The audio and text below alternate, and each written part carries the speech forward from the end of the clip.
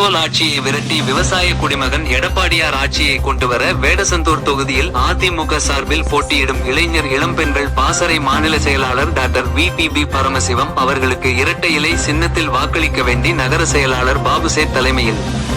ரெட்டியார்சத்திரம் இளைஞர் அணி ஒன்றிய செயலாளர் கல்யாணி,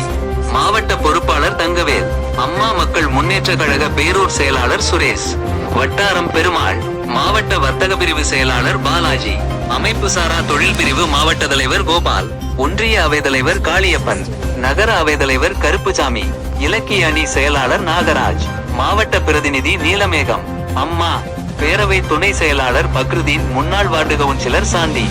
அம்மா பேரவை இணை செயலாளர் மூக பாலு, MGR இளைஞர் அணி செயலாளர் மீராமைதீன்,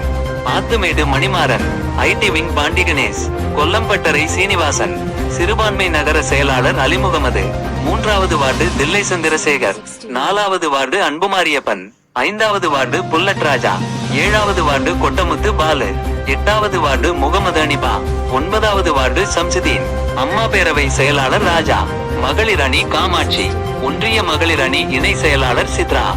IT விங் தனம், பாட்டாளி மக்கள் கட்சி நகர தலைவர் பாலசுப்பிரமணி, பாட்டாளி மக்கள் கட்சி நகர செயலாளர் முனியப்பன், பாட்டாளி மக்கள் கட்சியை சேர்ந்த மதன்குமார் மற்றும் ஆறுமுகம்,